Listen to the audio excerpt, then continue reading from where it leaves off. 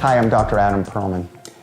You know, there's a saying now that 100 is the new 80, right? That people are interested in living and expecting to live to 100 years of age. And of course, I think we want to live a long life, but we want to live a life of health. We want to be healthy physically. We want to be healthy mentally, emotionally. We want to be healthy spiritually and have a strong sense of purpose and meaning in our lives. And I think a couple of things are important to remember. One is that to get that life, to have that life, the first step is to believe that your life can be that way, right? You need to believe.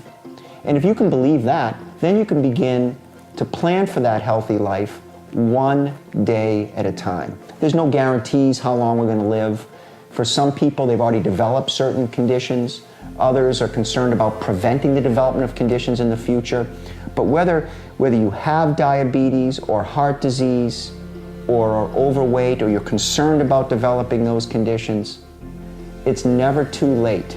It's not too late to begin to try to reverse some of the conditions that you may be suffering from, and it's certainly never too late to begin to put into place the habits, the lifestyle needed to both prevent or treat many of the chronic diseases that have become epidemics in our society and that keep people not necessarily from living longer, although often that's the case, but living longer often with those chronic diseases that zap our quality of life, that zap our energy, that zap our ability to connect with people and have the meaning and fulfillment in our lives that we want. So what does that look like? Well, again, it looks like making choices one day at a time. And you can start with little choices. Choices around the foods you may eat. Choices around how or when you might exercise or be physically active. Choices around how you might choose to connect with others in your life.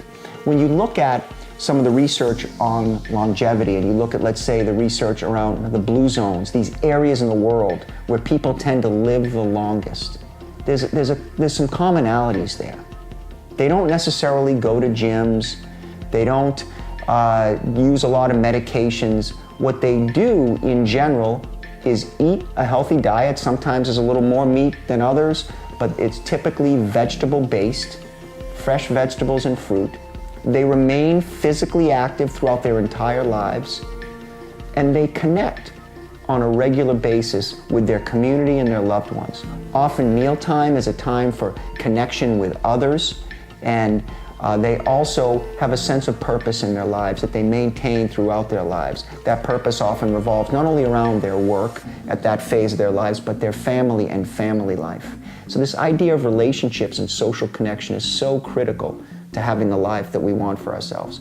But again, it need not feel overwhelming. Sometimes the things that hold us back from the life that we want can be subtle things we never even recognize. I was talking to someone the other day, and overall they were feeling pretty good.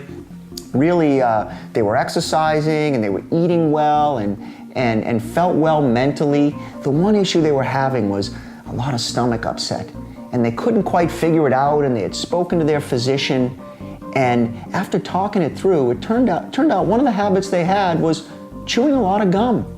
Well, guess what? Gum can have sorbitol in it. That sorbitol can affect the stomach. You can just look at the label and see if you're chewing a gum, affect the stomach in a way that it can cause stomach upset. So this little thing, stopping to chew gum, or actually in this case, they switched to a gum that had xylitol in it, which is just a different type of additive, but a sugar-free gum that had xylitol, and the GI, the stomach problems got better. So it's such a small thing with such a profound impact for them.